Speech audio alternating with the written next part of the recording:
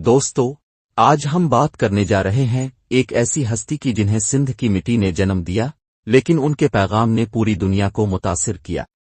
وہ شاعر، صوفی اور دانشور جنہیں ہم شاہ عبداللطیف بھٹائی کے نام سے جانتے ہیں۔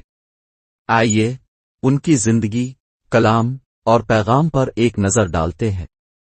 شاہ عبداللطیف بھٹائی بصغیر کے عظیم صوفی شاعر تھے۔ آپ نے اپنی شاعری کے ذریعے اللہ اور اس کے رسول کے پیغام کو عام لوگوں تک پہنچایا۔ شاہ عبداللطیف بھٹائی کی ولادت 1689 عیسوی 1101 ہجری میں موجودہ ضلع مٹیاری کی تحصیل ہالہ میں ہوئی۔ آپ کے والد سید حبیب شاہ ہالہ حویلی میں رہتے تھے اور موصوف کا شمار اس علاقے کی برگزیدہ ہستیوں میں تھا۔ شاہ صاحب کی پیدائش کے متعلق مشہور ہے کہ سید حبیب شاہ نے یک کے بعد دیگرے 3 شادیاں کی، لیکن اولاد سے محروم رہے۔ اپنی اس محرومی کا ذکر ایک درویش کامل سے کیا، جن کا اسم گرامی عبداللطیف بتایا جاتا ہے۔ موصوف نے دعا کرتے ہوئے کہا کہ انشاءاللہ آپ کی مراد بر آئے گی۔ میری خواہش ہے کہ آپ اپنے بیٹے کا نام میرے نام پر عبداللطیف رکھیں۔ خدا نے چاہا تو وہ اپنی خصوصیات کے لحاظ سے قطعی روزگار ہوگا۔ سید حبیب شاہ کی پہلی بیوی سے ایک بچہ پیدا ہوا۔ درویش کی خواہش کے مطابق اس کا نام عبداللطیف رکھا گیا، لیکن وہ بچپن میں ہی فوت ہو گیا۔ پھر اسی بیوی سے جب دوسرا لڑکا پیدا ہوا تو اس کا نام پھر عبداللطیف رکھا گیا۔ یہی لڑکا آگے چل کر درویش کی پیشین گوئی کے مطابق واقناؤ یگانہ روزگار ہوا۔ شاہ عبدالطیف بھٹائی کو 700 رمیون کا شاعر بھی کہا جاتا ہے۔ شاہ عبداللطیف نے ابتدائی تعلیم ناور محمد جٹ بھٹی سے حاصل کی اور بھٹ شاہ 12 میل دور گاؤں وائی کے رہنے والے اور مشہور مدرس تھے۔ اپنے والد شاہ حبیب سے دینی تعلیم حاصل کی۔ شاہ عبداللطیف بھٹائی کے آبا و اجداد سادات کے ایک اہم خاندان سے تعلق رکھتے ہیں۔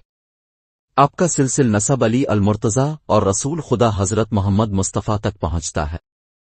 امیر تیمور کے زمانے میں ہرات کے ایک بزرگ سید میر علی بہت سی خوبیوں کے مالک تھے، اور آپ کا شمار اس علاقے کے معزز ترین افراد میں ہوتا تھا۔ 1398 عیسوی میں جب امیر تیمور ہرات آیا تو سید صاحب نے اس کے ساتھیوں کی بڑی خاطر و تواضع کی، ساتھ ہی بڑی رقم بطور نذرانہ پیش کی۔ تیمور اس حسن سلوک سے متاثر ہوا۔ سید صاحب اور ان کے 2 بیٹوں میر ابوبکر اور حیدر شاہ کو مصاحبین خاص میں شامل کر کے ہندوستان لے آیا۔ یہاں آنے کے بعد میر ابوبکر کو سندھ کے علاقے سہون کا حاکم مقرر کیا اور سید میر علی اور حیدر شاہ کو اپنے ساتھ رکھا۔ بعد میں سید حیدر شاہ بھی اپنے والد بزرگوار اور تیمور کی اجازت سے گھومتے پھرتے مستقل طور پر سندھ میں آ گئے اور حالہ کے علاقے میں شاہ محمد زمیندار کے مہمان ہوئے۔ شاہ محمد نے آپ کی کچھ اس طرح خدمت کی کہ وقتی راو رسم پر خلوص محبت میں بدل گئی۔ کچھ دنوں بعد اس نے اپنی لڑکی فاطمہ کی شادی اب سے کر دی۔ چونکہ آپ کی ماں کا نام بھی فاطمہ تھا، اس لیے شادی کے بعد اس نام کو سلطانہ سے بدل دیا گیا۔ سید حیدر شاہ قریب 3 سال تک حالہ میں رہے، پھر اپنے والد کی وفات کی خبر سن کر ہرات گئے، جہاں 3-4 سال تک رہنے کے بعد وہیں وفات پا گئے۔ کہتے ہیں جب سید صاحب ہرات روانہ ہوئے تو آپ کی اہلیہ حاملہ تھیں۔ انہوں نے چلتے وقت یہ وصیت کی تھی کہ اگر میری عدم موجودگی میں بچہ پیدا ہوا تو لڑکا ہونے کی صورت میں اس کا نام میر علی اور لڑکی ہو تو فاطمہ رکھا جائے۔ چنانچہ لڑکا پیدا ہوا اور وصیت کے مطابق اس کا نام میر علی رکھا گیا۔ میر علی کے خاندان میں بڑے بڑے صاحب کمال بزرگ پیدا ہوئے۔ ان بزرگوں میں شاہ عبداللطیف بھٹائی کے علاوہ شاہ عبدالکریم بلڑوارو، سید ہاشم اور سید جلال خاص طور پر قابل ذکر ہے۔ شاہ عبداللطیف بھٹائی کی ولادت کے کچھ دنوں بعد ان کے والد اپنے آبائی گاؤں چھوڑ کر کوٹری میں آ کر رہنے لگے۔ 5 سال کی عمر میں آخوند نور محمد کی مشہور درسگاہ میں تحصیل علم کے لیے بھیجے گئے۔ عام روایت ہے کہ شاہ صاحب نے الف کے سوا کچھ اور پڑھنے سے صاف انکار کر دیا۔ جن دنوں شاہ حبیب کوٹری میں آ کر آباد ہوئے، ان دنوں کوٹری میں مرزا مغل بیگ ارغون کا ایک معزز خاندان سکونت پذیر تھا۔ شاہ حبیب کی پاکبازی اور بزرگی نے مغل بیگ کو بہت متاثر کیا۔ کچھ دنوں بعد وہ اپنے پورے خاندان کے ساتھ مریدوں میں شامل ہو گئے۔ جب کبھی مرزا کے گھر میں کسی کو کوئی بیماری ہوتی، شاہ حبیب کو دعائے صحت کے لیے بلایا جاتا۔